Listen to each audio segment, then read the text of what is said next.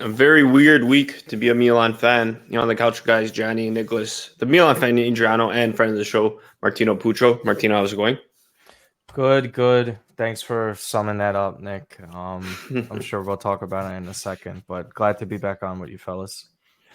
I don't know if you want to start with the really bad stuff or the bad, not so bad, the okay stuff. Let's go with the bad stuff. Go in We'll order. go, yeah. So Fair enough. Derby from the weekend. Derby to forget for Milan fans. Derby to remember for Inter fans. 5-1. Absolute. I'll just straight say it. Absolute embarrassment for Milan, and I think Mhm. you guys agree. I watched with the Adriano first. Somehow he kept it composed. I don't know how you were, Martino, watching it, but what went wrong? I mean, 4 times in a row before this makes it a little bit easier, I guess. But I mean, it's just the same old thing. I mean, it's just the energy going into the match. I was making this point to a few people.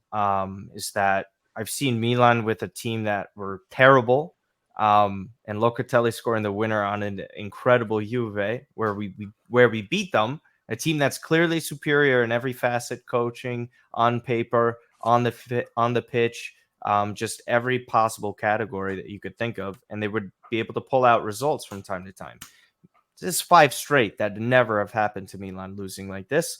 12-1 outscored. They sub off Barella and score 3 goals. Um, so with that, it's kind of like you're sitting there saying, how many more times does this have to happen before a major change goes around? And I know it's just two sort of matches throughout the season, and you can't weigh or put too much stock into that because they played great in the first 3 games. But I mean, 5-1 anytime against your rivals, it just kind of felt like all the good that they did in the first 3 matches was not completely undone, but it just shows like how much further away they are from Inter, who right now, and even seeing some of Napoli's performances, regardless if it's 4 matches in, Inter look like they're in the driver's seat to win this thing, barring anything catastrophic. Um, but yeah, Milan still have ways to go. I mean, you can't even score on an Inter defense like that. Like Pavard isn't even fully integrated into the squad. Like um Thuram scores a banger, some player that they were close to acquiring until Inter raised an offer 1 million more per year on him. So just to have that, a guy who struggles with finishing score the goal of the season so far, or one of them, is just, I mean, it was pretty deflating. But it's just one game at the end of the day in Serie A. It's not the same as the Champions League. The Champions League, I don't know, Adrian, if you agree or not, but like allowing 2 goals within whatever it was, the first 20 minutes was far worse than anything else. It's just really like, what's going to suck, and we all know it because we're on Serie A Twitter enough, is you're just going to see the 5-1 screenshot of the scoreboard all the time. Like when Milan beat Inter 6-0, you constantly or would always see that stuff like that. Now we're finally on the back end of it. Like it's just, and also to the point of like what you were saying before, like we probably agree with you. Like Milanisti aren't even trying to like defend this anymore in this derby. Like there's no back and forth. It's just kind of like Inter throwing like right hooks at you as like banter jokes, and you're like, you're right. Like, what am I gonna say? Like it's 12-1, 5 straight games. We have to accept it. We have to swallow that pill, unfortunately, Martino, right? So I think Yeah. one more you want to say. I think obviously Pioli didn't get it right. Inzaghi did. Obviously the big news after the game is the comments Pioli made. Obviously we're not going to go into a derby wanting to lose. Well, I mean, if that's the mentality you have after in the presser, I mean, it's kind of a bad precedent to put out there. But again, that's kind of, I guess, maybe heat of the moment. I'm not going to knock him too much for that, even though I didn't like the comments. But I think it's what is played on the pitch is what's obviously far more important at the end of the day. And like you guys said, and like Martino added to, I mean, 5 straight derby losses in the calendar year for Milan is obviously something that's never happened before, and we hope doesn't happen again. But it's obviously not a good look. They have our number. It's clear. Obviously, always going into all these derbies as optimistic and as positive as we can, but when the play on the pitch is what we saw, over the weekend. Even though I know it's a 5-1 result at the end of the day. That's what it's put in the record books. For me, it wasn't a 5-1 game. I mean, after the 3-1, they stopped playing. I mean, it was clear. De Fratese's goal. I mean, the defense was lackluster at that point, and it just kind of was what it was. The Mkhitaryan second goal. So it's a loss. We have to accept it. It sucks, but at the same time, it's only match day 4. There's a lot of culture to be played, and listen, these teams are going to be playing 3 times a week, as we're seeing slowly with Champions League coming back, and when Coppa Italia hits as well. So it's not going to be an easy and smooth road all the way. Something that Napoli did last year was really incredible. Will we see that in a repeat for Inter? I don't know, but as of right now, it's I think everybody's to blame. Like I can't point the finger at one aspect. Pioli was in the wrong. The players didn't show up. The mentality wasn't there. It starts from the top all the way to the bottom. It was just a disaster class. Obviously, it was nice to get back into it right after halftime, the 2-1. But like I said, after that, the penalty and then the 2 goals that followed, they were just like bonus goals at the end of it. And it's kind of how I saw it as well. Johnny, I know you had a question. Well, yeah. So you guys touched upon it just a bit, but I want you guys to expand on it a bit more, especially because of Pioli's comments. Comment about about the first 4 minutes. Like we had, from what I saw, we had the possession for the whole possession for the first 4 minutes. Like, how do you guys feel after a comment like that? Like, I know what my personal feelings would be, especially after that kind of result, to have a comment like that. But I want to give you guys a chance to vent about that, here's the thing I would say. Like Adriano was just saying, there's not much left to say after you lose 5 times. The same would apply to the guys who care more than us. Technically, they do. It's their lives, it's their livelihood. They're there every single day working hard. They're the ones who have to deal with the immense pressure. Milan, Inter lose, or whatever club we root for, we go to bed, our life doesn't really change that much. I know a lot of fans take it to heart, but it's not the same type of pressure. Like, let's be honest. Almost any Azzurri fan, for example, will say that Baggio missing the penalty was the worst moment of their life. How do you think Roberto Baggio felt? Okay. So with that, it's kind of like, what do you expect Pioli to say at this moment? I mean, it's stupid. Like almost anything he's going to say that's not like Inter deserve to win or whatever, this or that, it's not going to be received well because it's 5 straight defeats. And the only thing that matters is the victory, because that's what's going to be remembered. And at this point, you lose a trophy to them. You lose a Champions League semifinal, the first time you ever lose to an Italian club within the competition. You get eliminated there. And then again, off to a start where it kind of looks like the big 3 is probably going to be going towards the Scudetto, and I think Napoli just gets the respect. But I don't know what's going on with Rudy Garcia, but whatever. But at the same time, it's kind of like it just didn't look or feel that championship level that feels like this team could win the title. Because again, when Inzaghi was there, Milan didn't lose to Inter that year. Drawing that game in the first one where Tatarusano's in goal, like guys stepped up. They made sure there weren't any penalties conceded. And I understand Kier's there, like 4th option center back. But if you have a 35, 36-year-old center back and also a 36-year-old striker, something tells me against a system like Inzaghi, you shouldn't be having a high press like that because you're going to get your clothes undressed. And that's what happened. And everybody knew going into that the center back pairing was terrifying. And the possession thing was just like silly. Of course, you're going to have the ball more when they keep scoring like that. I don't know. I haven't heard a possession comment like that since like the mid 2010s, where it was just possession dominated football and everybody always used to talk about that. I mean, what else can you say at this point? I think what his comments pre-match as well was kind of along the lines of like, I don't care what happened in the past derbies. I only just want to move on and play the next one. So I think I would actually probably take more anger towards that comment because of the mentality heading in. Doesn't like I get the comment. I get overall like you want to forget the past, you want to move on, forget about those results. But I want people pissed off. Like I grew up with like Gattuso and all these guys that were just like fighting. There would be blood all the time because they knew almost every single inch in possession mattered, because a match can unravel fast. And the body language on a lot of these players within this fixture, and I said this, when you go into a derby, you always feel like you have a chance to win. Almost every single one of these past 5 derbies, I don't have a good feeling whatsoever. I really didn't. I didn't even get that mad at this result because I knew we were going in probably losing. I would have been happy with a draw. I would have been ecstatic with it. But at this point, it's just kind of like you're just taking it on the chin. It's honestly like what it was like to face Juve all those years, where they were just dominating. Like if you got anything other but a loss, it's fantastic. But that's just not the reality of the situation. Yeah, no, and also, I mean, the comments are the comments like we just mentioned. I mean, obviously, I'm not a fan of it. I don't think many fans were. I mean, it's a silly comment to make. At that point, I would have rathered him just accept what have to be accepted and kind of just take the blame and move on. They didn't have to create. He didn't have to create this kind of talking point. Obviously, listening to our guys at Milan Weekly Podcast, Stevie P, Vinny T. It kind of alluded to something along those lines. So, and I agree with it, right? So, I mean, shut up, take it, and move on, kind of thing. 72% possession in the first half.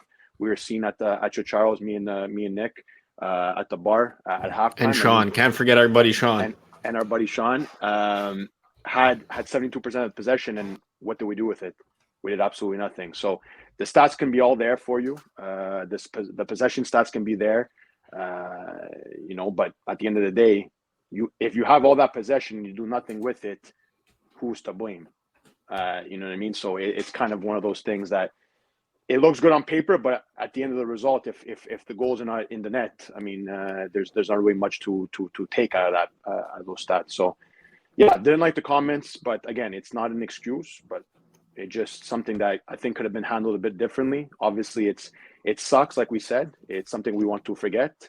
It's something that I hope that in the next fixture in the derby can be a bit better, because it's enough. It can't get worse. Exactly. Our backs are already against the wall. There's not much more south we can go. So it's one of those things where I just want them to now understand, because there are obviously some new pieces in this squad, but I don't think any of the existing players really brought that derby sensation into this. Like they weren't ready to fight till the end in the derby, and that's what the derby is, especially in Milano. So listen, you have to tip your hat off to the Interisti. I mean, they have the right to throw shots and to brag. I mean, when you win, you're able to do that. When you lose, you kind of have to accept it. And again, just to say again, things could have been handled a bit better, but at the end of it, we have to move on. Unfortunately, as we'll get into, Champions League didn't start off the way we wanted to, but I still think the season is long. There's a lot of calcio to be played, and this team is still going to be, I think, at least in the fight, going down the stretch. And I don't think anybody's going to have a perfect season, because that's just an unrealistic, reality. And how about the bounce back, Martino, on Tuesday? Champions League, Newcastle return of Tonali, a bit of emotional game for him. 0-0 at the end. What did you make of that game? Annoying. Basically the same issues that have been persisting for the past couple of seasons since Zlatan virtually died at striker. They just don't have that reliable goal scorer, man. I mean, that's just what it is. I love Giroud. I think he's a capable player, but 36 every single week, playing in a pressing system where there's not really any other backup options at the moment. I mean, Jovic would be that type of player. But this is why I was clamoring for Taremi so much, and kind of add insult to injury. Taremi scored yesterday when they were so close to getting him, apparently. So with that, I mean, it's just, you like how they bounce back at home in a Champions League atmosphere versus side in Newcastle that's up and coming. This is the first time that they've been in this competition in 20 years. Tonali's there. There's a lot of emotion involved. I thought they played well. I know it's a very frustrating result, because results are what ultimately speak at the end of the day. But if we look at it, PSG got their result. They beat Dortmund. Milan still drew at home. And it's probably, everybody looks at it like the most difficult, the easiest fixture out of everything. I would disagree with that, just because of the way Newcastle play. Dortmund's going to be a lot more of an open match, and I think there's going to be more opportunities there with Newcastle. They're very organized. They're one of the best defenses in the Premier League for a reason. Offensively, I didn't feel threatened, which was very odd, because we just conceded 5 goals the game before. So there was really no instances, and fellow Canadian Fikayo Tomori was amazing. So I thought he had an incredible bounce back game after, I mean, fouling like a non-threatening Belotti and getting a double yellow was just like, it was just as frustrating as the performance. I mean, even the Leao play really was just kind of a microcosm of yesterday, where he loses his balance. He tries to go for a back heel. The angle was ridiculous, but the way he touched it initially is ultimately his biggest weakness, and that is being a consistent finisher. And that's what holds him back from being this level of a player that could win a Ballon d'Or. I think that really prevents him from doing that. It's just that lack of consistent finishing, because the truly elite players and legendary players take that with the proper touches and finish on their right foot. He's still not even getting that shot off. I know he's better with tricking them. He's done like this bounce dummy where the ball kind of rolls over and he passes with the assist. And then Magnan going down the way he did. Listen, it's just Cagliari and Verona. Sportiello is more than a capable backup. He was the one who actually made the save towards the end, I think, on Longstaff. But I mean, again, it's just and Loftus-Cheek, thank God, it's just a cramp with him. But almost every single time that you kind of see somebody go down and like that, it's just, I think, it's the result. And coming off after that, it's just not something you want to see after the derby loss. Say Milan and the Roma fixtures were switched, and Milan lost to Inter going into the break like 5-1, but we get that win against Roma in the Olimpico. It's a 2-1 victory. We look good, and then we have that kind of performance. It's a little bit easier to swallow, but I think it was so soon, right after, at home in the Champions League, in a perceived easy match where you drop points like that, it's going to come back to hurt them. But the positives were, like, they created plenty. It's just you got to work on the finishing because they play well, but again, that's the level of it. It's I think they're the best team in the Champions League with the worst finishing, if that kind of makes sense. I know that kind of sounds dumb, but out of all the teams that are pretty good, that can make a deep run, like a quarterfinal run, depending on matchups, I think they by far have the weakest attack. I think even United have better goal scorers, and I think they're an embarrassing side. So it's just, I know it's just annoying. Not the greatest pot to come on and be positive about, right?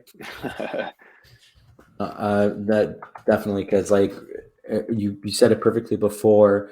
You know, it's probably the toughest group overall, and you're looking at all the Champions League groups. You know, like every team there is you can't take them like easily.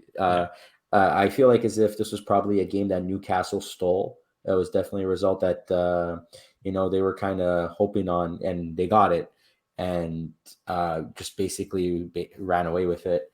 I had a follow-up question, and right now my mind's drawn a blank. I was like, oh wait, I have a question. Now Nick, do you got something? Because I'm trying to remember right now, and I'm just I mean, I already asked what I asked about the bounce back, and then you did say in our chat that you wanted to ask a question, but you did forget. I don't know why my mind just went blank. Looking ahead, Milan's game. If you have some time, Martino, who does? I haven't looked it up. They play Verona on the weekend, Saturday morning, 9 a.m. Now I remember. One thing with Milan, I think a lot of Milan fans will say, is that these type of games are trap games. And I remember our first guest was Marcello from Milan Club Montreal, and they were playing Empoli that weekend. And he explained to us the concept of trap games for Milan, and it's stuck in my head ever since. Is this one of those trap games, Martino? Thank you, Presidente, for that. Presidente is the best. He's the best. I would say they're not one of those bogey teams for us. Honestly, they haven't beat us in a few years. I think since 2017.